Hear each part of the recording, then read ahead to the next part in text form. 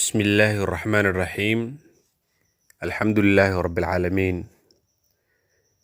وأصلي وأسلم على المبعوث رحمة للعالمين محمد بن عبد الله وعلى آله وصحبه أجمعين.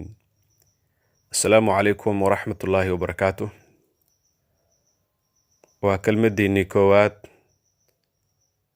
aan kaga hadli doono bisha barakeysan ee Ramadaan. walaalayaal,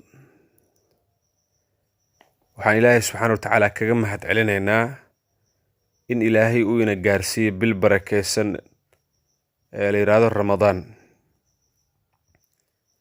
Marka bisha waxay iska leedahay fadli guud ay leedahay oo muxuu ahaa aynu kelmadeen rabno inaan ku sheegno. Inagoo aan rajeynayno insha Allah kelimado fara badan aan ka dhahno bisha barakeysan ee Ramadaanka. bishan si guud waa bil khayr iyo wanaag fara badan Ilaahay u dhexgeliyay. bilaha kalena ka duwan muxuu ahaa isbedelada bisha dhacaya marka koowaad ee bisha dhalato. marka aynu eegno isbedelada dhacaya waxaynu sinaysaa in muxuu ahaa bil khayr badan oo wanaag badan ay tahay.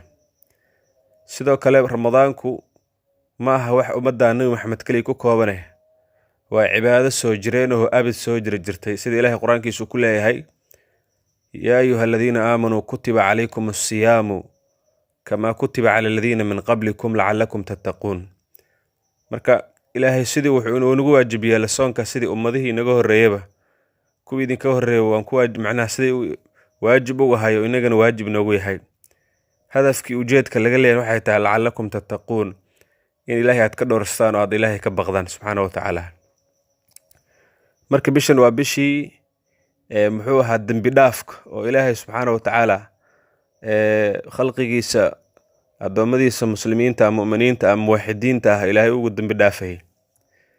fadaa'isha waxa ay khayr waxa ugu filan iyo sharaf in soonku uu kamid yahay min arkaan al-islaam al-khams, arkaanta islaamka inuu macnaha uu kamid yahay. waxa kale bish qiimaheeda kamid ah inay tahay bishii Qur'aanka Kariimka Ilaahay uu soo dejiyay, shahru Ramadaan alladhi unzila fihi al-Qur'aan. waxa kale qiimo ugu filan in bishan uu ku dhex jiro habeen qaali ah ee cibaadada samaysa kun bilood ay ka khayr badanta. Ilaahayna uu leeyahay in anzalnaahu fi laylatil qadri wama adraka ma laylatul qadri, laylatul qadri khayrun min alf shahr. sidoo kale fadaa'ishii qiimadeeda waxa kamid ah amal waliba oo la qabtaa inuu uu yahay mid laba ujibaar ah oo laba laab inuu yahay acmaash. sidoo kale waxaa dhaca bishan gudaheeda isbedelada waxa ugu horeeya habeen koowaad bisha Ramadaan uu yimaado oo soo galo. Ilaahay subxaanahu wa ta'aala albaabada jannada waa uu furaa, albaabada naarta soo waa uu xiraa, shayaadiinta iyo jinka madax adagna Ilaahay subxaanahu wa ta'aala uu xabisaa oo naga xiraa. taana waxay kamid tahay fadaa'isha qiimaha bisha barakeysan Ramadaanka ay leedahay. bishan fadaa'isha qiimaheeda waxa kamid in Ilaahay subxaanahu wa ta'aala naarta uu ka xuraynayo. sidoo kale inay tahay bishii samirka iyo dulqaadka la rabo muxuu dadka inay sabraan. marka haddaba waxaa muhiim ah laba qodob yaa muhiim ah oo ku soo gabagabeynayaa. qodobka koowaad muhiimka ah si aan kaga faa'iideysan bisha barakeysan Ramadaan oo horeyn aan la nimaado waxa la yiraahdo dadaal dheeri ah inaan la nimaado waa muhiim si muxuu ahaa acmaashii cibaadada iyo khayrka Ilaahay uu galiyay kaga faa'iideysano. qodobka labaadna waa in la helaa waxa la yiraahdo al-mutaabaca. wax walba aan sameynayno waa inaanu kaga dayanaynaa nabigeena calayhi salaatu wasalaam oo wax inaga ra'yigeena iyo muxuu ahaa iyo sida inala tahay aan cibaado ka dhigin nabigaan kaga dayana calayhi salaatu wasalaam.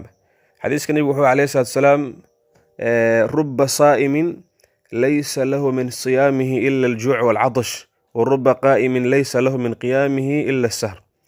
nabiga wuxuu leeyahay calayhi salaatu wasalaam badana mid sooman kaasoo soonkiis aan ka helaynin gaajo iyo haraad ma wax kale aan ka helaynin.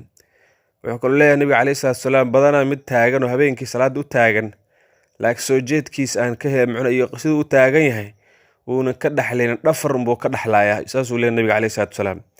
haddaba marka cibaadadeen iyo wax walba aan sameynayna ha noqoto mid waafaqsan shariicada islaamka waafaqsan. wajazaakumullahu khayr. wassalaamu calaykum waraxmatullaahi wabarakaatuh.